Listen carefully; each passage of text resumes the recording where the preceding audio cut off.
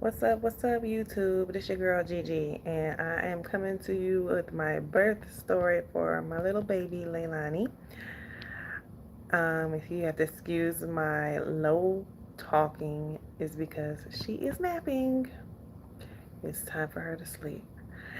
And I had actually posted this video a while back, but never made it public because after I posted, I realized I just forgot points that I was trying to make in the video. So I was like, I'm going to do it over. Unfortunately, having a small baby, you don't have a lot of time. So, excuse me for shaking. You don't have a lot of time. So, a lot of the stuff just never got done. So, you have to excuse my wobbly hand here. I did a live video. Okay, there we are. Okay, so this is kind of impromptu. I'm just trying to get it in while I have a moment of peace. And so let's get to it. So, as you've already been following the story, that I have my little, I was pregnant and I was all going for the natural birth, and I was practicing hypnobirthing. I was listening to, hypnobirthing videos, listening to the music, and doing meditation. I've been doing yoga. I've been working out. I did a lot of preparation for my labor, and I was hoping that I would be able to have a natural birth, with the hopes of not having a cesarean, like doing everything with low intervention. I'm sorry, because I know with lower intervention, it's less chances of a C-section.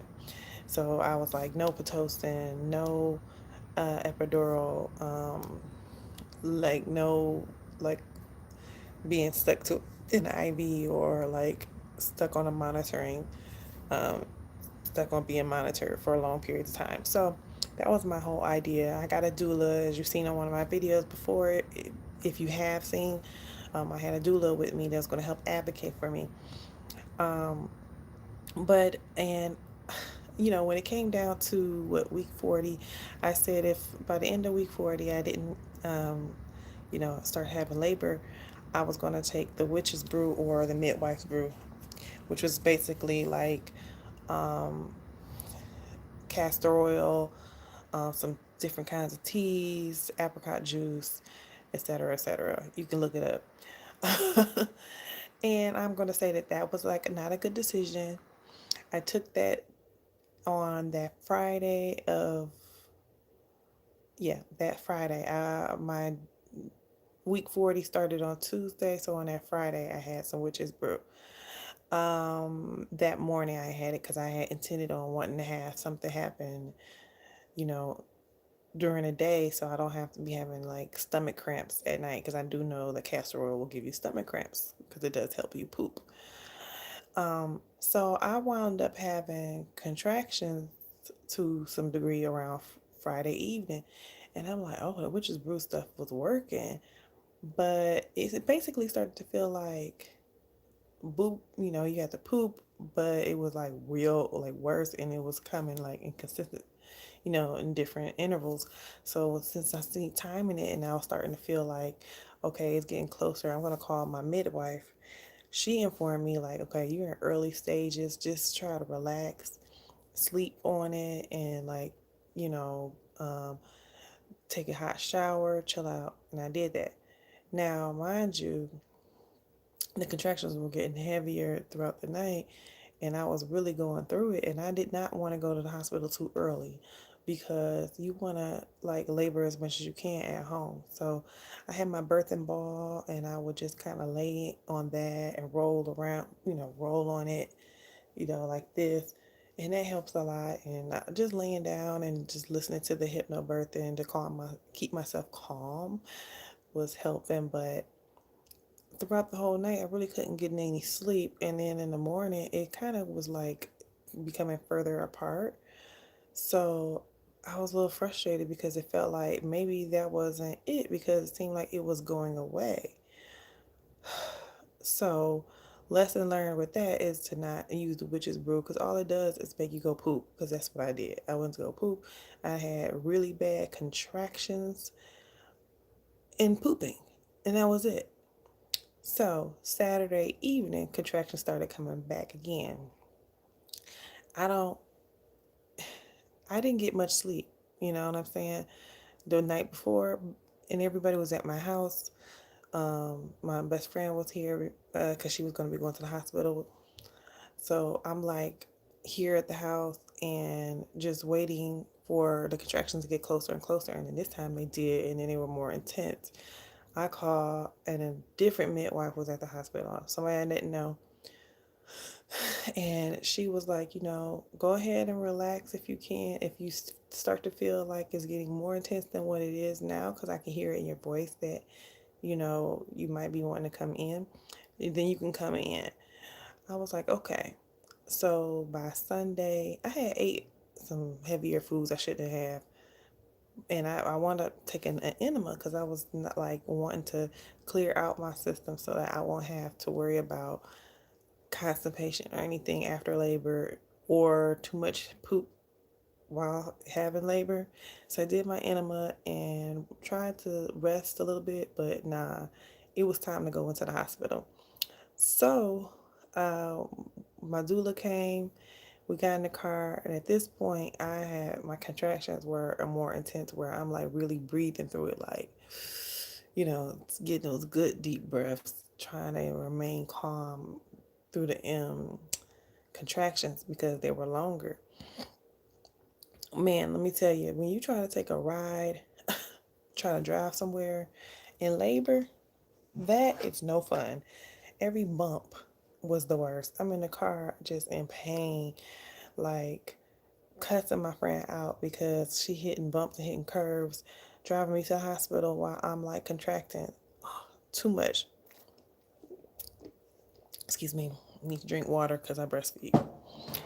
So we get to the hospital. They checked me, and I was about 4 to 5 centimeters dilated, which was pretty good according to the midwife. She was like, "Well, you good? You labored at home." Now, my plan was to do water birth. I had to take the class and did certification for the pool at the hospital.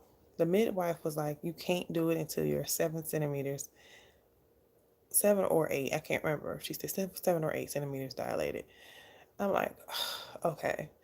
But they had a really nice setup in the room with a nice tub and like a peanut ball. And I brought my own birth ball because this is like COVID. Oh, and they made me do a COVID test. But that was good because I didn't have to wear no mask or anything like that while I was in labor.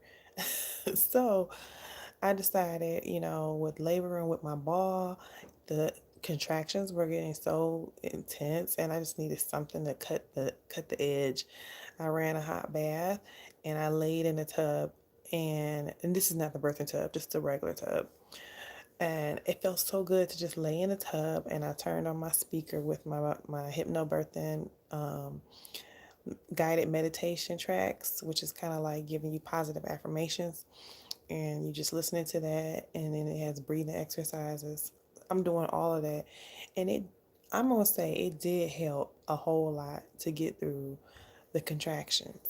But you know, after a while of being in that tub, I was sweating. It was like just too hot, and I wanted to get out. So maybe I should could get out and do some other positions, and maybe I'm getting closer to 7, 8 minutes centimeters dilated. Bad move. When I get out, like any positions you change in and all of that is going to be like painful as hell.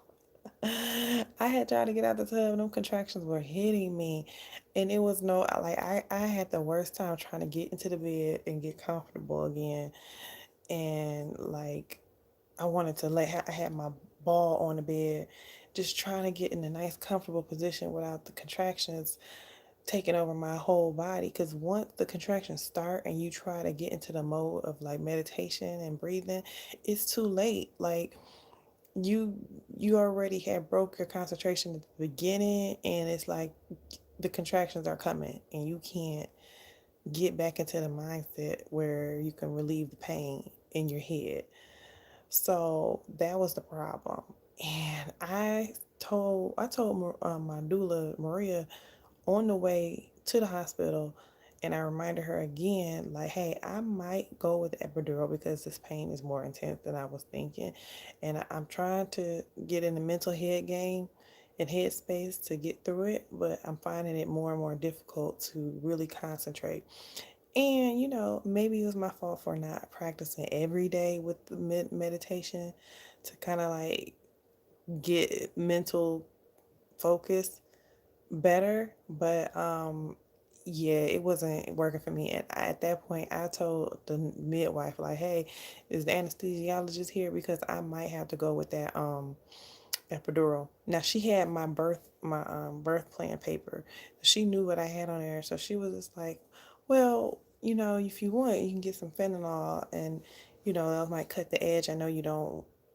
You said that could be an option if needed, so we went with that. The fentanyl, it was cool, but it just kind of like made me relax, but it and cut the edge a little, but it did not stop the pain, of course. And I was just kind of like, oh, it was like a waste. And later hindsight, when I looked at the medical bills, the fentanyl, 2 doses that they gave me is expensive as hell. Like, it's super expensive. So if you pay for medical bills, keep that in mind. So anyway, I did that, and at that point, I was just kind of more like, "Hey, I need the epidural." In my head, I was just like, "Yeah, I wanted to do the natural birth, but I'm not mad at all at myself for wanting to change my mind." I always said to myself that I shouldn't beat myself up if I want to do it. I ain't had that thought at all about beating myself up or feeling bad, because when I tell you that pain was something serious, like, I can't even explain how that was the worst pain I ever felt in my life. Not to scare anybody, but it was just intense. So for all the women who have a natural birth and just pushed right on through, kudos to you. There was a woman in the birthing room next to mine who was screaming at the top of her lungs, giving birth. And I'm just in the other room like, whoa, okay. Like, this is my first labor, so I'm tripping. Like, this girl over here screaming, man. But I feel her because I'm about ready to scream too. So when the anesthesiologist came and was talking about giving me the needle and everything, you got to bend over and like hug somebody or something, or I was holding my knees pretty much, and stand still while they put the catheter in your back with that needle. That is difficult when you're going through a contraction. Like, my whole body will be shaking, and I'm supposed to stand still. What? This is a difficult task. But I mean, I made it work. Because I was like, well, oh, let me rewind. Before they did the needle, she checked me because I was like asking him, like, am I at the point where I can get into the tub? And I think to get into the tub it was 8 centimeters. I'm sorry, because I was at 7 centimeters when she checked me. I was 7 centimeters, and I wasn't there for 8. And I was like, I don't care about how many more centimeters I need. I'm just not going to be able to get in the tub. Go ahead and give me the epidural. So that's when we had the anesthesiologist come in. Um, but yeah, that was weird, having that needle go and doing all of that and shaking and fearing for your life when this needle's going in your back. Um, but of course that kind of, it didn't work right away. It was more so like I just was still feeling it, but it dulled it just a little bit. So I probably wasn't getting into the 8 centimeters at that point.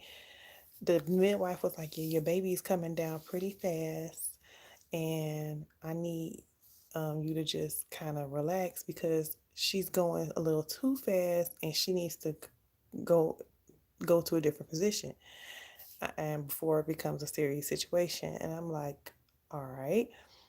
Then she warned me that I might have to have an emergency C-section if the baby doesn't turn its body a certain way because of the way that she was coming down. Like that scared the hell out of me because she was like, "Yeah, we couldn't even do a regular C-section with just that because we got the epidural in.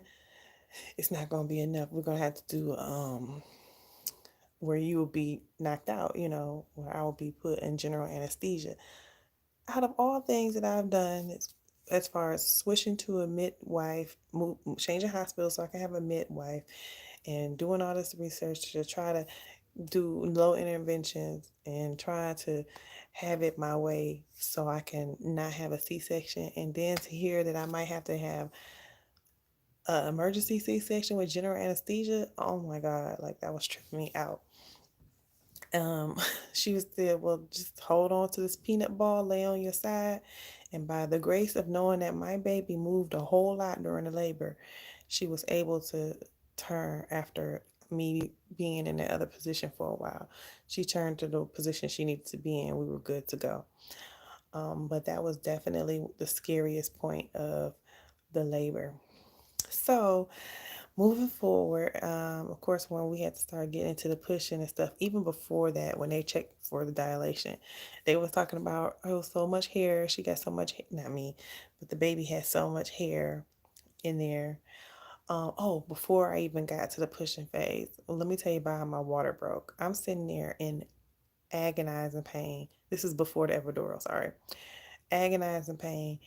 And when I said I had, when I came out of the water from the tub, I had put on a diaper because I was too scared to try to have to go back to the bathroom. A grown up, women's diaper. So I was like trying to tell him like I gotta pee so bad, and it was like, well, you got the diaper, and I'm like, I don't know, like, and then all of a sudden I was like, I can't hold it because I was holding the pee, the contraction was coming, everything was so painful, and I'm grimacing and making noise because I was in so much pain, and all of a sudden it popped. I thought I heard the pop, I felt the pop, and it felt like I just peed on myself real hard. The water gushed out heavy and fast. I heard about people talking about trickles and stuff. No, it was like TV to me. Whoosh, you know, fucking water just psh, out of me. I was like, yo, this is crazy. And it was so painful because it was a contraction at the same time. And then that after that, that's when, the baby started coming faster and we did the epidural and all that stuff. So anyway, going back, I got to look in a mirror giving birth. I'm sorry, the story is long. I got to look in the mirror and I could see her head, and that was the cool part about pushing. I was doing actually a pretty good with pushing according to the midwife. But my baby was stuck with her shoulder. So good thing, again, another point of why I was so happy I had midwife. If I had a doctor who could have just did the C-section, I probably would have got the C-section just because they have the option and know how to do so. Whereas the midwife can't give you a C-section, right? So when she told me, like, hey, your baby, blah, blah, blah, blah, we might have to do a C-section, I'm gonna have to call the doctor. And she did. She's like, I'm gonna have to call the doctor so they can be ready to come here in case we have to do that. But I'm gonna try to see if we can lay you a different way to get you her to change positions, right?